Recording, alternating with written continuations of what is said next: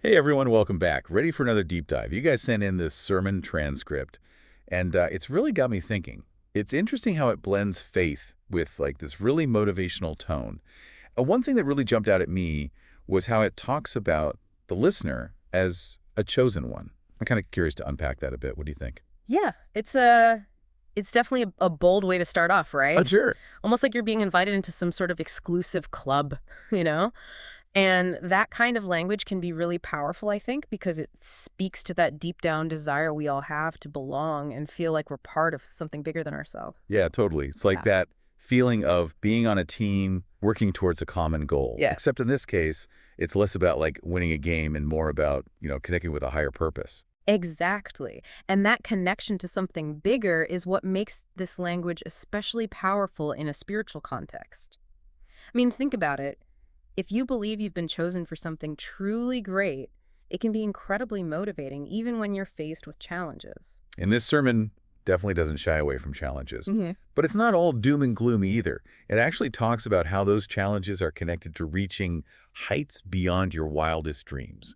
Which, by the way, what a phrase. Have you ever really thought about your wildest dreams, like really sat down and visualized them? It's so easy to get bogged down in everyday life, isn't it? And lose sight of those big aspirations. Totally. And I think that's what the speaker is tapping into here, the power of visualization. The idea that if you can clearly picture your goals, you're more likely to achieve them. But it's not just about daydreaming, right? It's about connecting those dreams to a sense of purpose, a reason for being. So it's like setting an intention and then actually taking action to make it happen. Exactly. Now, there's a whole debate out there about whether visualization alone can really lead to success, you know? But I think there's no denying the power of a positive mindset.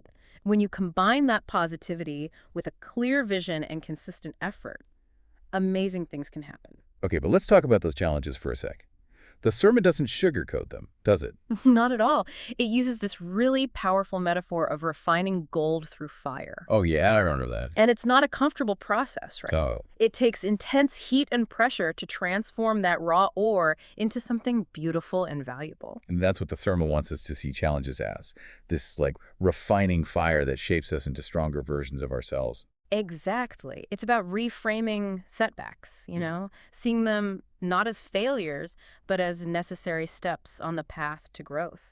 It reminds me of the story of Job, you know, Yeah. talk about facing some serious challenges. Oh, absolutely. But it's not about avoiding the hard things in life, right? Mm, It's about how we rise above them, how we let those experiences shape us and teach us and ultimately make us stronger. I like that.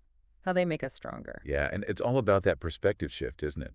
Finding the opportunity within the obstacle. Yeah. And this sermon really seems to encourage taking that leap of faith, even when the path ahead isn't totally clear. Which, I mean, that can be a scary thought for a lot of people, Oh, right? yeah. Like, how do you know when it's the right time to make a big change? When have you taken a leap of faith? And what gave you the courage to do it? Well, for me, it's always been about finding that balance, like trying to listen to my gut, but also making sure I'm making smart choices, not just rushing into things. And the sermon, it talks about trusting that little nudge from a higher power. Yeah, that intuition thing. Yeah, and outside of faith, you might just call it intuition, right? Mm. Or maybe that quiet voice inside that's guiding you, telling you which way to go. And how do you tell the difference, though, between a nudge and, like, wishful thinking? Oh, man, that's the million-dollar question, right? Right. Sometimes I think it's about really looking at the situation, Yeah. listing out the pros and cons, thinking it through logically. But then other times, it's more about just trusting that feeling you have deep down, even if your brain's telling you something It's else. like that gut feeling you can't ignore, Yep. even if it's a little scary.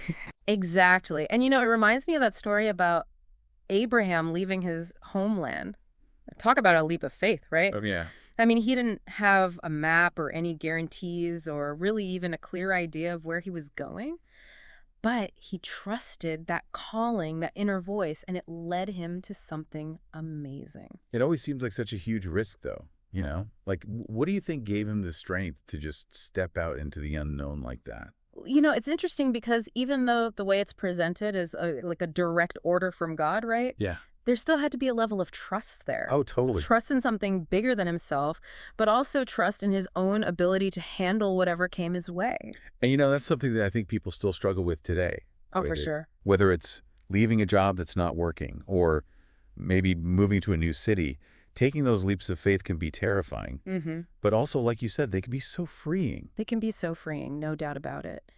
And the sermon reminds us that we don't have to go through those challenges alone. It talks about the power of prayer and finding a supportive community. Absolutely, and I think we've all felt that, right? Yeah, The difference that a supportive friend or family member can make when you're wrestling with a tough decision, just having that network, that feeling of being surrounded by people who believe in you. yeah. It's huge. It really is. And it's interesting because even though the sermon frames it in the spiritual context, the benefits of prayer and community, you can really look at those from a purely psychological perspective too, and they totally hold up. Oh, how so? Well, like, take prayer, for example. That can be a form of mindfulness, right? Yeah, that makes sense. A way to kind of tune out all the noise of the world and connect with something larger than yourself. Yeah, it's like finding that sense of peace and stability even when everything else feels chaotic.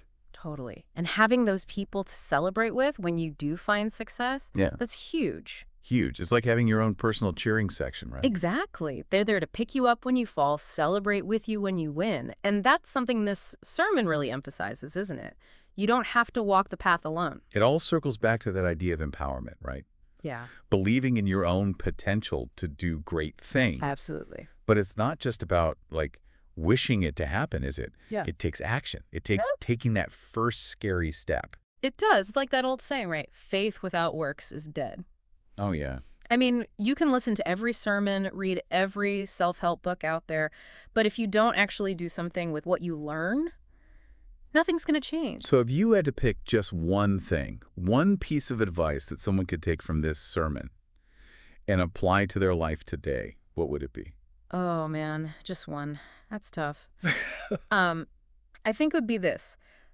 Think about those heights beyond your wildest dreams we talked about, right? Yep. Find one small thing you can do today that moves you closer to them. It doesn't have to be something massive. Maybe it's sending an email, making a phone call, or even just taking 5 minutes to really picture your goal clearly. Just get the ball rolling. Exactly, because momentum is everything, right? Totally. And you never know. That one small action could be the start of something incredible. Well, this has been awesome. Really makes you think about those challenges we face and how we can overcome them. It really does. But like you said, we all have that potential within us. We absolutely do, every single one of us. And sometimes it's just about taking that first step, that leap of faith. So what will your first step be? Thanks for joining us for this deep dive, and we'll catch you next time.